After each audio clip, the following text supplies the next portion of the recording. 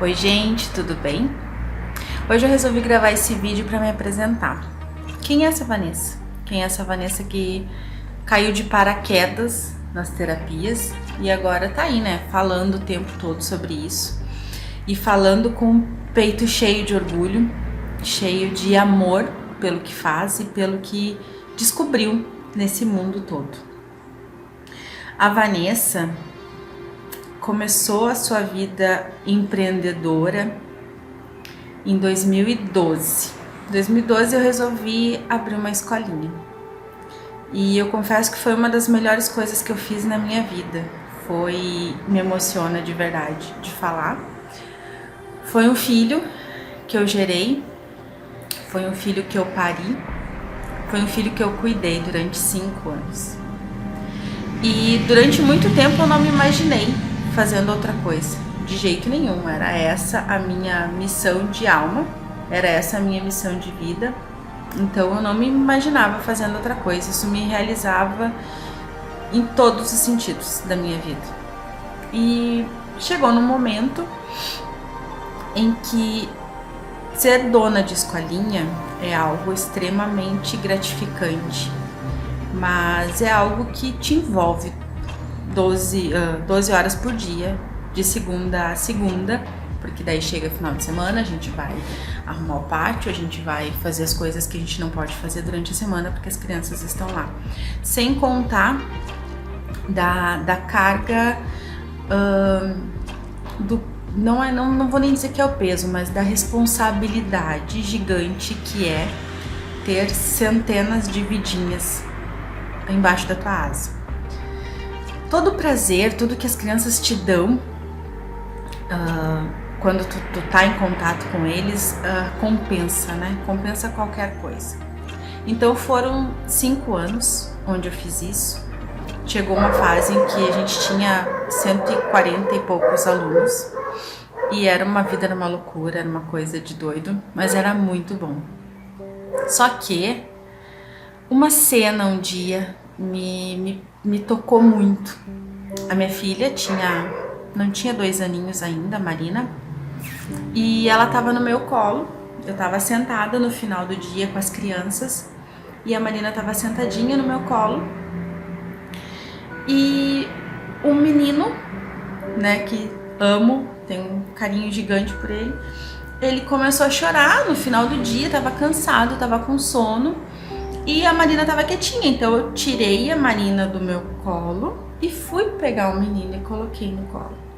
Quando eu tirei ela e eu olhei para aquela criança, ela me olhou com uma carinha como quem disse: por que tu fez isso? Como que tu me tirou do teu colo e foi pegar outra criança? Quem é mãe vai me entender, assim, aquilo me destruiu por dentro. Mas eu não queria deixar a criança chorar e a minha filha não estava chorando. Então ali foi meu primeiro insight. Aí aconteceu que a escolinha foi arrombada 2 vezes, uma vez no final do ano, uma vez no início do ano, e no mesmo dia em que ela foi arrombada, em janeiro de 2017. Eu descobri que a Marina estava com intolerância à proteína do leite e ao glúten, então ali foi outra coisa. Nossa, pelo amor de Deus, quanto tempo eu ajudei algumas mães a identificarem essas questões nos seus filhos e a minha filha eu não percebi. Mas não acredito que foi negligência, levei ela várias vezes no pediatra, mas o pediatra realmente não entendia o que ela tinha como intolerância, né? Porque ela não tinha dor, ela só tinha o estufamento da barriguinha. Enfim, naquele dia, foi, se eu não me engano, dia 11 de janeiro de 2017, eu olhei pro meu marido e disse: não quero mais, eu vou vender e eu não quero mais. Eu fui taxada de louca, de surtada, de tudo, mas eu precisava de tempo, eu precisava ficar com os meus filhos, porque antes do projeto escola, do projeto empreendedora, empresária, o meu projeto maior era ser mãe. E desse projeto eu jamais iria abrir mão. Então eu resolvi vender a escola. Foi uma venda que eu realmente escolhi a pessoa que iria assumir a escola. a troca financeira era o que menos importava naquele momento. Eu queria realmente alguém que eu sabia que iria seguir aquilo com tanto amor quanto eu tinha. E consegui, foi uma das coisas que aliviou um pouquinho. Mas eu me percebi sem meu filho. Eu me percebi literalmente como se o meu chão caísse. E foi muito conturbado. Porque ninguém aceita a ideia de que simplesmente a escola vai fechar porque... Vai fechar não, a Vanessa vai vender porque ela não quer mais. Então, várias coisas vieram e diz que fofoquinha. E aquilo, na época, me desestruturou completamente. Então, o que eu vou falar aqui, poucas pessoas sabem. Me desestruturou tanto que eu entrei em um processo de depressão. E como assim a Vanessa em depressão? É possível. A Vanessa é forte, a Vanessa que cuida da família, a Vanessa que dá suporte para as pessoas da família, a Vanessa que dava suporte para muitas mães, muitos pais, em várias questões pessoais. Eu nunca imaginei que isso iria acontecer comigo. Mas sim, eu entrei num processo de chorar desde a hora que eu acordava até a hora de eu dormir. Meu marido dizia, eu não sei mais o que eu faço, né? Eu vou te levar no médico. E eu dizia, não, médico não, porque eu sabia que ia me dar a medicação. Não sou contra, acredito que se a medicação existe, existem muitos casos sim, que precisa. Nunca vocês vão me ouvir dizer que eu vou instruir alguém a não tomar uma medicação, porque não é o meu papel. Mas a gente entende que a medicação ela vai mascarar a doença, vai mascarar justamente o que veio para tu trabalhar, justamente o que veio para tu passar por aquilo ali e evoluir. E nisso eu já era reikiana, eu já tinha feito o nível 1 e o nível 2 de reiki, já tinha feito o curso de fitoexpansão, eu tinha feito algumas coisas assim e já tava gostando desse mundo, já tava vendo que isso fazia sentido para mim também. Baralho era uma coisa que eu já estudava há bastante tempo, por curiosidade, por gostar da técnica. E eu fui ver e disse, nossa, eu vou ver se esse negócio de energia aí funciona mesmo. E eu comecei a me auto-aplicar. E, gente, sem mentira nenhuma, em questão de uma semana, com a auto-aplicação de reiki, mudando a minha vibração, obviamente, eu já me percebi muito melhor. Então, dali, por ter essa certeza de que a terapia funciona, eu resolvi, não, chega, agora realmente eu vou fazer diferente. E outra que profissionalmente eu só sabia fazer aquilo. Então eu me parei numa situação onde, tá, o que eu faço agora? Pra que lado eu vou agora? No pra que lado eu vou agora, eu sou reikiana, né? Vou seguir com isso. Isso me fez tão bem agora que eu precisei e eu usei. Então por que não usar isso com outras pessoas? Aí tem um parceiro, um amigo muito querido, um terapeuta já de longa data aqui na cidade. E ele tinha a sala dele, tudo montadinho. E ele, vem cá, negrinha. Botou embaixo do braço e disse, tá tudo aqui. É só tu vir, é só tu atender. E o medo e a incerteza, e será mesmo? E eu não sei se isso vai dar certo, eu não sei se as pessoas vão querer. E como que vão me enxergar, terapeuta? Se até hoje a Vanessa era dona de escolinha e agora de uma hora para outra a Vanessa é terapeuta. E eu fui na cara e na coragem. Os primeiros pacientes eu dei vale reiki para todo mundo, para toda a parentaiada. E eu ouvi ainda eles dizendo, meu irmão, né? Se ele assistir, ele vai saber. O que tu sentiu, mano? Toda faceira. Eu dormi.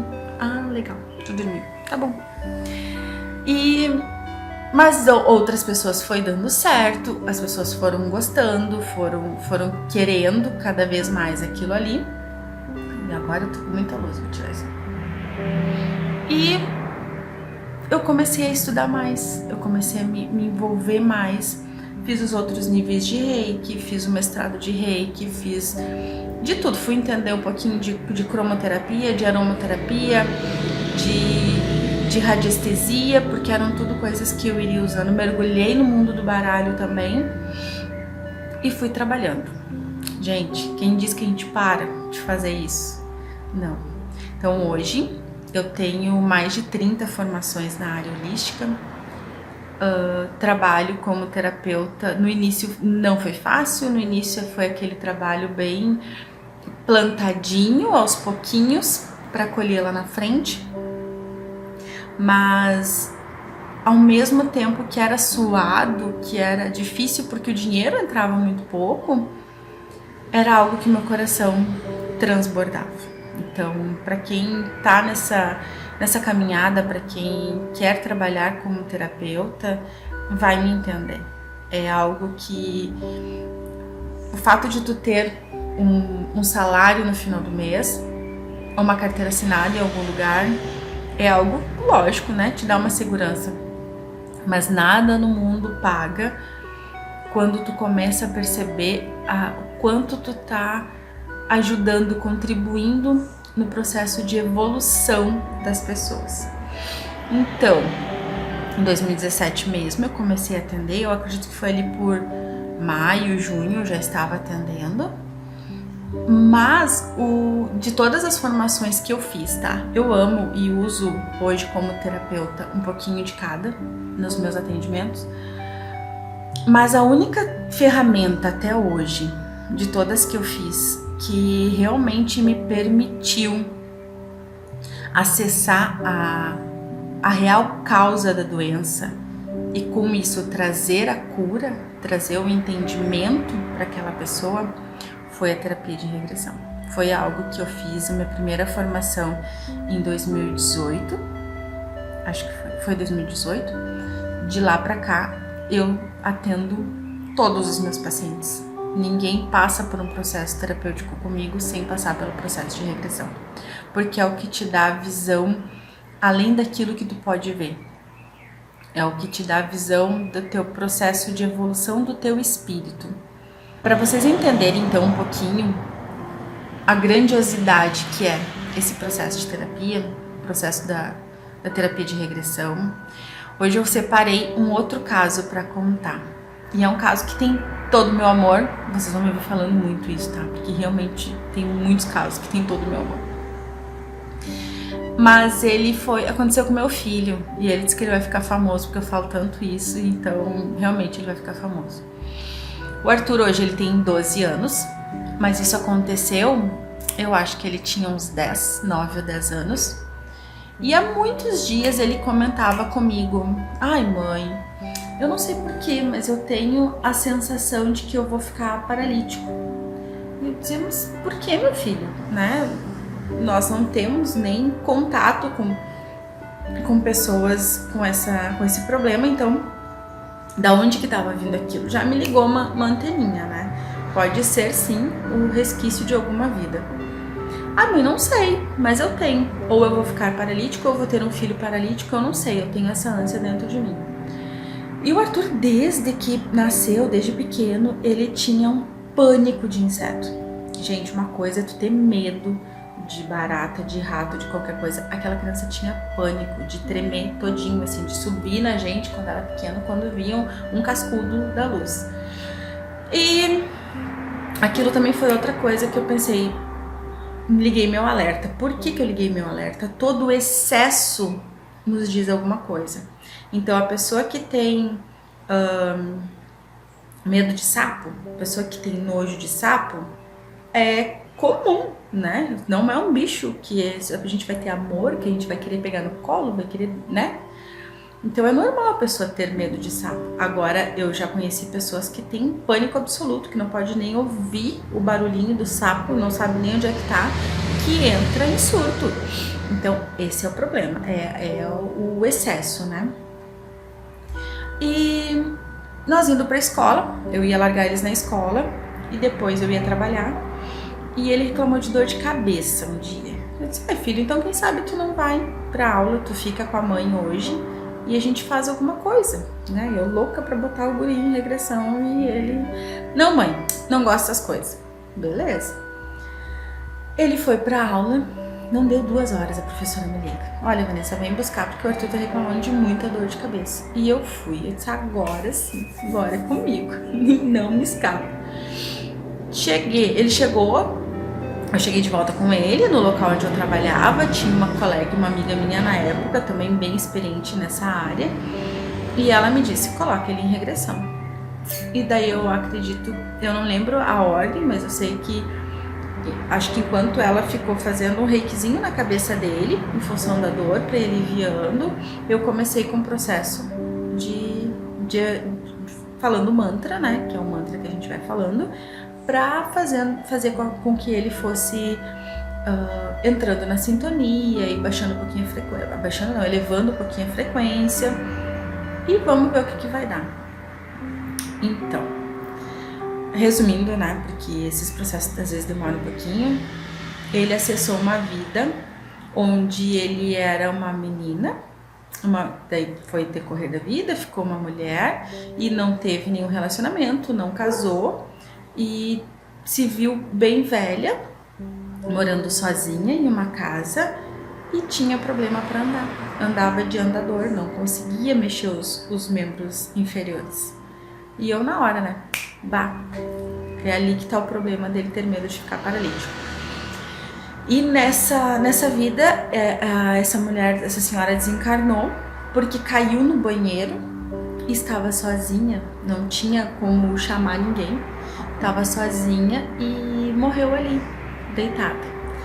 Como morava sozinha, deve ter morrido com fome, com sede. Nesse momento, o plano espiritual não deixa, né, a pessoa ver, principalmente sendo uma criança. O plano espiritual é perfeito, não deixou ele ver como foi dolorido, a morte e tudo, mas ele só viu, nossa, eu tô morrendo e os bichos estão comendo o meu corpo. Olha o pânico de inseto, gente. Tá aí o excesso, não era só um medo de inseto, era um pânico de inseto. E eu, pronto, mais um desligamento. Daí conduzimos até o final. E agora eu pergunto pra ele, né, e já perguntei, tipo, 2 semanas depois do que a gente conseguiu fazer. Arthur, tu ainda pensa que tu vai ficar paralítico? Eu não sei onde é que eu tava com a cabeça. Filho, medo de inseto. Hoje ele pega o grilo na mão, o cascudinho na mão e vem todo orgulhoso mostrar assim, ó, que passou, não faz mais parte dele. Então, quando eu falo que um processo de regressão é o que vale quando é bem assertivo, assim como foi o caso dele, é o que vale a 2, 3 anos de terapia, é por isso, tá ali, ele fez uma regressão, que foi desligado a sintonia de 2 coisas que ele trouxe ressonância nessa vida justamente para trabalhar. Então, gente, como não se apaixonar por essa profissão? Como não amar e não ter o coração vibrando com essa profissão? Ser terapeuta pós-pandemia, eu confesso que no início da pandemia, logo em março ali quando começou, foi algo que me assustou. Eu pensei, ninguém vai querer, porque tá todo mundo pensando em guardar para ter o que comer, praticamente, né? Porque ninguém sabia o que ia acontecer depois. E foi muito pelo contrário, foi o ano que eu posso dizer que eu mais trabalhei, que as pessoas mais procuraram, porque precisavam desse suporte pro mental, né? Para organizar o mental. Então, existe para mim hoje a Vanessa antes de ser terapeuta e a Vanessa pós ser terapeuta. A Vanessa antes de ser terapeuta, eu não posso dizer que ela era uma pessoa que era frustrada profissionalmente, é impossível dizer, porque eu amava muito, muito, muito o que eu fazia. Mas era uma pessoa limitada, posso determinar dessa forma, limitada. Por quê? Porque eu não tinha tempo para mim, eu não tinha tempo para minha família, como o exemplo que eu dei, meus filhos estavam ficando de lado. E hoje, com a profissão que eu escolhi, porque sim, foi algo que foi escolhido, eu quero ser isso, e para eu ser isso, o que eu preciso, quais as ferramentas que eu preciso para ser boa nisso, para ser reconhecida no que eu faço. Então foi muito tempo de estudo para chegar hoje onde eu cheguei. Hoje eu posso dizer que a Vanessa sim tem uma independência financeira. Eu não, além de ter a independência financeira, eu não tenho essa preocupação com o meu financeiro. E eu tenho tempo. Eu tenho tempo para mim, eu tenho tempo para minha família. tem tempo para estudar mais um pouco se eu quiser. Então, eu acho até que eu já saí do assunto, mas essa é a minha história. Hoje eu tô aqui para mostrar como foi o meu processo. Foi um processo longo, foi um processo de muito estudo, mas hoje nós temos ferramentas que aceleram esse processo. E lá atrás eu não sabia. Então, eu afirmo para vocês que uma das melhores ferramentas para se trabalhar na terapia é a terapia de regressão. Porque ela não é dar o remedinho e fazer com que a dor passe. A dor vai passar naturalmente, porque a gente vai chegar na raiz do problema. Por trás de uma depressão, existe uma criança ferida. Por trás de uma síndrome do pânico, também pode ser que tenha uma mulher que sofreu em um relacionamento abusivo. Por trás de tudo que hoje nós somos acostumados a tomar um remédio para tirar essa dor, tomar um remédio para aliviar esse sintoma, tem uma causa raiz. E é na causa raiz que a terapia de regressão atua. Certo, gente? Vim aqui para contar um pouquinho da minha história e já entrei na regressão porque, como vocês podem ver, é algo que eu amo, então não é problema nenhum para mim falar sobre isso. Posso falar aqui horas a fio. Beijo.